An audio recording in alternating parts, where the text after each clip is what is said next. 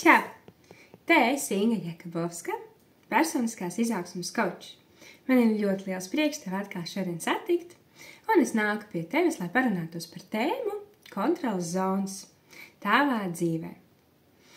Kā tev iet ar tavām kontroles zonām?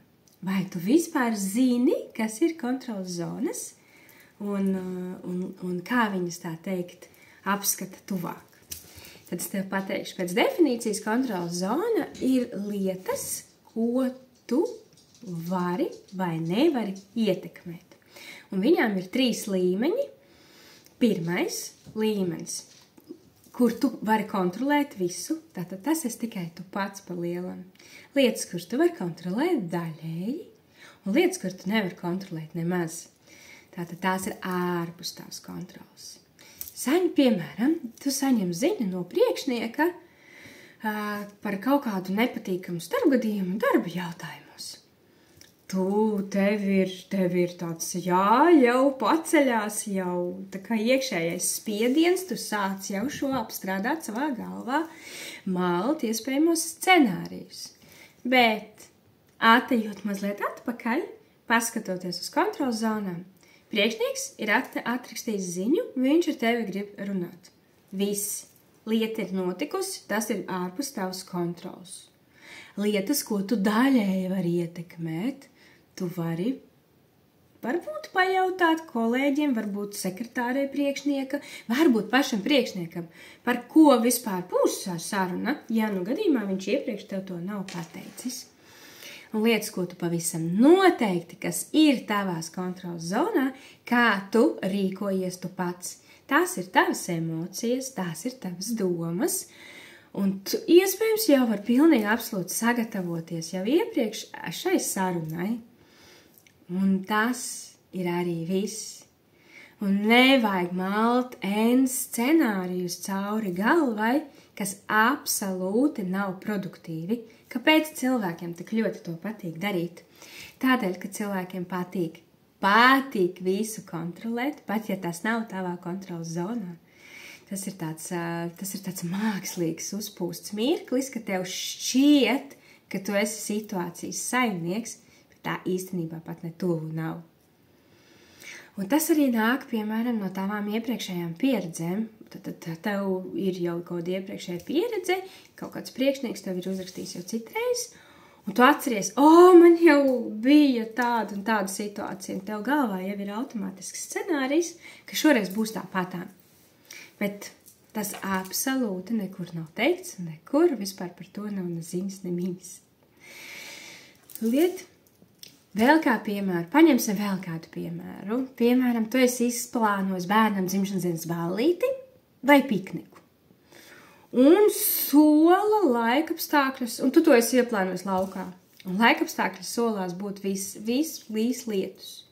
Kas ir tavā kontroles zonā? Tavā kontroles zonā ir paskatīties uz lietām, kuras tu vari mainīt. Tad pārplāno vai nu vietu, vai nu plāno kaut kādu telti, vai nu plāno citu dienu.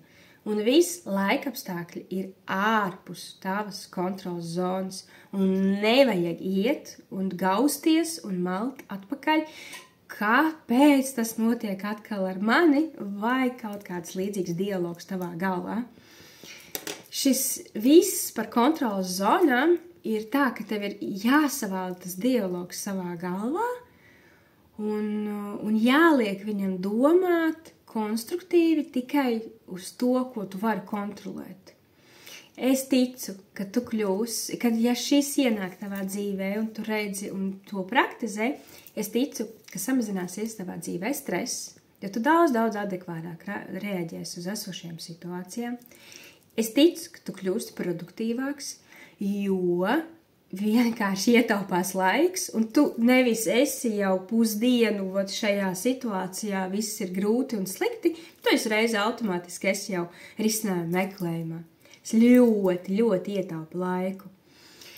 Kā vēl no pozitīviem blakus efektiem, es varētu minēt, ka tev ir labākas attiecības pašam ar sevi, jo, kā jau mēs iepriekš noskaidrojam, tu vienkārši savaldi to dialogu galvā, savaldi savu iekšējo kritiķi, tu savaldi savus iekšējās kaut kādas tur gaudas, Un tādā veidā tu esi daudz, daudz labvēlīgāks pati sev vai sev. Sev vai sev. Gan vīriešu simtē, gan sieviešu simtē. Un kā vēl viens, manuprāt, ļoti labs blakus efekts tādam kontrols zonas pārņemšanai savām dzīvēm, tu arī kļūsti daudz patīkamīgs apkārtējiem. Tev uzlabosies attiecības ar apkārtējiem. Es ticu, es pilnīgi ticu, ka es iespējams šajā īsajā video kaut kādus vēl esmu piemirsusi efektus pieminēt, un es ticu, ka viņi ir vēl. Tā kā tā, ļoti, ļoti īsā laikā, 5 dažās minūtēs, esmu izskrējusi cauri situācijām, piemēriem par kontrolas zonām, un es esmu centusies tev izgaismot to blakus, pozitīvo blakus efektu, un es vēlētos tev aicināju, un es vēlētos, un es aicinu tevi vienmēr nevis mesties šajā emociju virpulī, bet tā kā pat atkāpties mazlietiņ, un tad rodās starp tevi un situāciju, tā teikt, lielākas gaisa sprauga, nosauksim viņu tā, the space, kur tu vari daudz labāk pārvaldīt gan sevas emocijas, gan situāciju.